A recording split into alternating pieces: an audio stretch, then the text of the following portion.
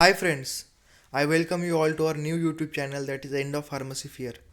In this today we are going to discuss physico-chemical properties in relation to biological action. Okay, so physico-chemical properties means physical and chemical properties in our body to its biological action. What is its role?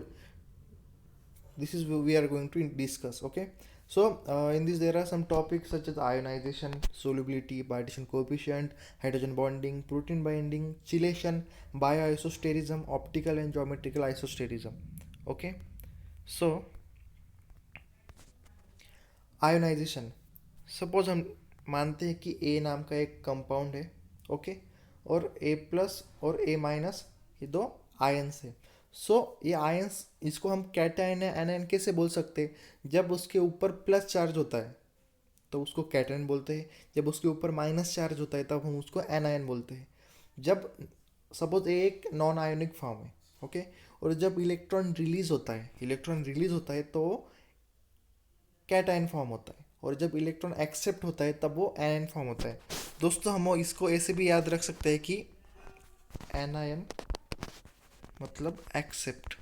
Okay, accept anion. Okay, so ये easy वे है क्योंकि हम भूल जाते हैं अक्सर कि accept मतलब कैटायन या एनायन. सो जब इलेक्ट्रॉन एक्सेप्ट करते हैं तो उसको एनायन कहते हैं. ओके, सो हम एग्जाम में इसकी डेफिनेशन इस तरह से लिख सकते हैं कि व्हेन एनी ड्रग और मॉलिक्यूल एक्सेप्ट और रिलीज द इलेक्ट्रॉन, मतलब वो या तो एक्सेप्ट कर सकता है या तो रिलीज कर सकता है from its outermost shell, क्योंकि उसकी जो आउटर मोस्ट शेल होती है वहाँ से वो एक्सेप्ट या रिलीज करता है. Then it converts into ion. तो ये किस में कन्वर्ट होता है? तो ये आयंस में कन्वर्ट होता है. इसलिए इस प्रोसेस को आयनाइजेशन जेशन that is the formation, it is the process of making. So this process is called as ionization. So हम कैटायन और आयनायन कैसे डिफाइन कर सकते हैं कि if that molecule release the electron, जब ये रिलीज करता है तो इसको हम कैटायन बोल सकते हैं, और जब ये एक्सेप्ट करता है तब हम उसको एनायन बोल सकते हैं. Accept anion. Okay, a. Then we are going to discuss first three steps of ADME. Okay, so what are the first three steps of ADME? So first step is liberation. Okay, liberation. Second step is absorption. Third step is distribution. So liberation means drug molecule dissociates come out of excipient. जो excipient होता है उससे drug molecule dissociate होता है, मतलब उसके parts होते हैं और वो बाहर निकलता है. एब्जॉर्प्शन मतलब आपको पता ही होगा कि absorption means drug molecule systemic circulation. Systemic means blood. Okay, ये ब्लड में रीच होता है और यहाँ पे वो एब्जॉर्प्शन की प्रोसेस होती है. और डिस्ट्रीब्यूशन मीन्स ड्रग, जैसे हमने पिछले स्लाइड में देखा कि ड्रग आयोनिक या नॉन आयोनिक फॉर्म में उसके रिसेप्टर तक this is receptor, this is drug पहुँचता है. Okay, and this ionisation process is very important in the pharmacokinetics of ADME. आप फार्माकोलॉजी में भी आगे देखेंगे कि ADME that is absorption, distribution, metabolism and excretion. These are very important process in the distribution of drug.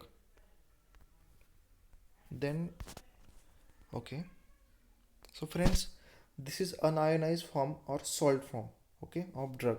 So ये drug जब ionise form में convert होता है तभी ये एब्जॉर्प्शन डिस्ट्रीब्यूशन इसकी जो प्रोसेसेस है वो हो सकती है. सो ड्रग जब आयोनाइज फॉर्म में होता है तो उसको first of all ionise form में कन्वर्ट होना चाहिए तभी ये एब्जॉर्ब होगा दोस्तों. सो इसके लिए वो हाइड्रोफिलिक फॉर्म में पहले कन्वर्ट होता है. Hydrophilic means water loving.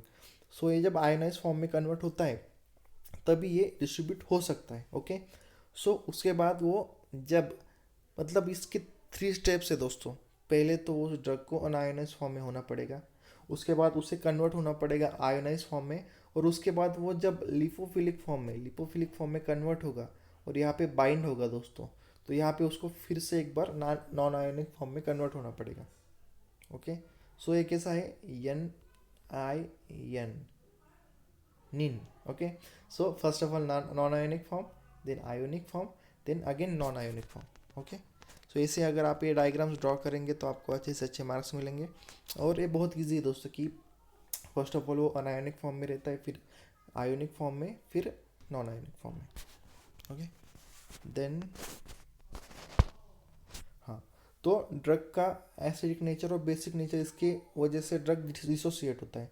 Suppose H is there, okay, so H plus ion and A minus ion.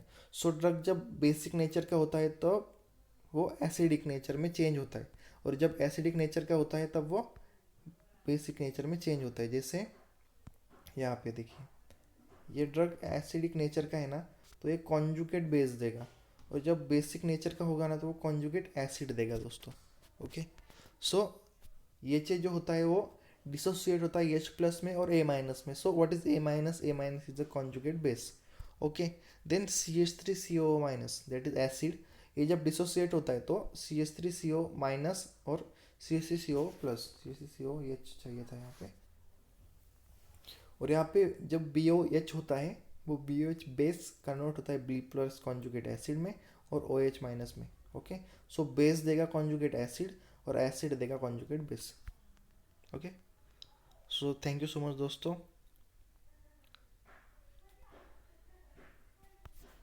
thank you so much once again, and like, share and subscribe our channel, and we will meet in the next video. Until then, take care.